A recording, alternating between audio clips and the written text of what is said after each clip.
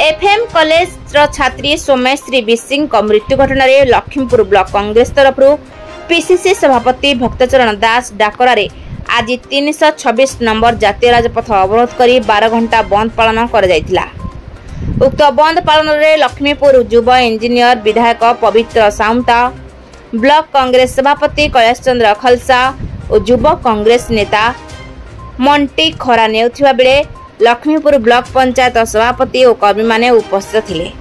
लक्ष्मीपुर कांग्रेस दल 326 नंबर जातीय राजपथ अवरोध द्वारा रायगड़ा और कोरापुट यातायात संपूर्ण ठप हो जाता।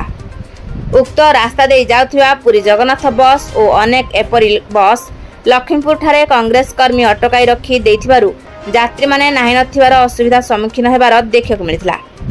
आईन श्रृंखला दृष्टि रखी लक्ष्मीपुर एसडीपीओ मनोज कुमार बेहेरा और थाना अधिकारी सुज्ञानी साहू व्यापक पुलिस फोर्स मुतयन करथिले। एही बंद पालन सकाळ 6 रु संध्या 6 पर्यंत बेस सुरुखुरुरे लक्ष्मीपुर कांग्रेस दल बंद पालन करथिले।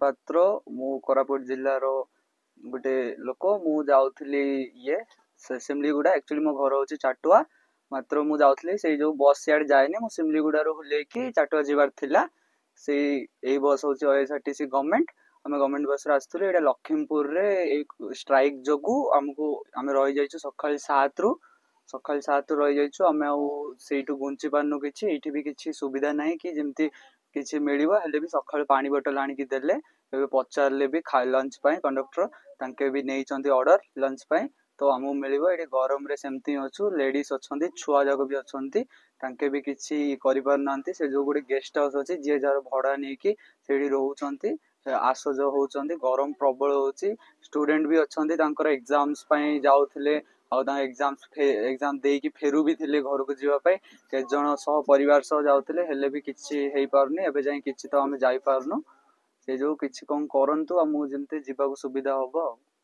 धन्यवाद। लखीमपुर बोलनु हो कि लखीमपुर निर्वाचन मंडली बोलनु हो समग्र ओडिसा रे प्रदेश कांग्रेस कमिटी सभापति श्रीयुक्त भक्तचरण दास नेतृत्व रे एवं वामपंथी दलर समस्त आह्वान रे आज समग्र ओडिशा बंद करा जाउछि। आज जानिथिबे किछि दिन पूर्वरु भौणी सौम्यश्री बालेश्वर एफएम कॉलेज रो छात्री जे निर्यातना पाई पाई एवं निर्यातना को सरकार को अवगत करावा सत्वे मध्ये केही कर्णपात न करिवारु बाध्य ही आत्माहुति दे देले। यह प्रमाणित करूछि सरकार को अपारगता राज्यर आईन श्रृंखलार विपर्यस्त संपूर्ण भाव प्रमाणित करूछि। तेणु यह एक नुआ घटना नुह ओडिशा रे प्रत्येक दिन एभली घटना घटुछि एवं प्रत्येक दिन नारी मान निर्यातित होउछंती जार आपण माने देखि पारुते प्रत्येक दिन गणमाध्यम सामने रे एवं गृह विभाग दायित्व रे खुद मुख्यमंत्री थिबा सत्वे मध्ये तांकर विभाग रे एते अवहेला। तेणु आमे बाध्य आमे अनुरोध करूछु से यदि दायित्व तुलै पारु नाहंते दायित्व इस्तीफा दे दियंतु सरकार इस्तीफा दे दियंतु। ये अपारगत सरकार को सरकार लोक जानि सारलेनी लोकंक सागरे से प्रमाणित होई सारलानी।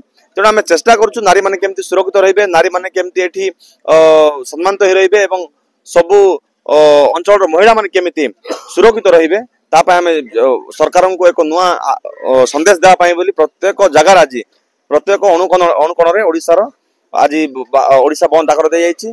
तेणु आमे आशा करूछु आसंता दिन सरकार आ ऊपर विचार विमर्श करी आ ऊपर एक नुआ गृह कमिटी गठन करी ए भली परिस्थिति केमति पुनर्बार न उपजे तापा सरकार चिंता करंतु नले आसंता दिन रे आउरी जोरदार आंदोलन हबो एवं राजरास्ता पुनर्बार रख करा जिवो। भारत वर्ष एक दारुण दुसंवाद जहाँकि बारंबार में राज्य में घटी चली एक दुर्भाग्यजनक। एथिपाई कांग्रेस दल सहित 8 गोटी वाम दल मिसी सारा ओडिशा को डाकरा दिया जाइछि जे नारी निर्यातना बंचाइबा पाई। फकीरमोहन कॉलेज रे जो दुर्घटना घटिला सौम्यश्री झींकर इवेन मंत्री को एमपी को एमएलए को समस्त को अवगत करी प्रशासन को मध्य अवगत करिथिबा सत्वे मध्य तांकर कौनसी तिल प्रमाणे तांको साहाय्य सहयोग कि न्याय प्रदान करिवार तांकर इच्छा ही नथिला जो द्वारा निजे आत्माहुति देकरी निजर प्राण देबा को से बाध्य हेले। सेति लागि आज सारा ओडिशा डाकरा देइछि भक्तचरण दासकर नेतृत्व रे प्रत्येक ब्लॉक सदर महकुमा ये स्ट्राइक करा जाउची राजरास्ता अवरोध करा जाउची।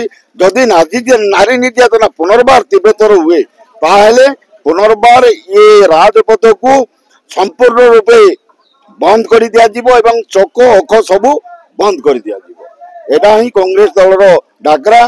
या तीव्रतर न करबा पई सरकार को आमे अनुरोध करूछु जे सौम्यश्री को यथाशीघ्र न्याय प्रदान करा जाऊ एवं समस्त नारी मान प्रति सजग रखिबा एवं सेमान को न्याय प्रदान करबा एकमात्र हमर दाबी रही।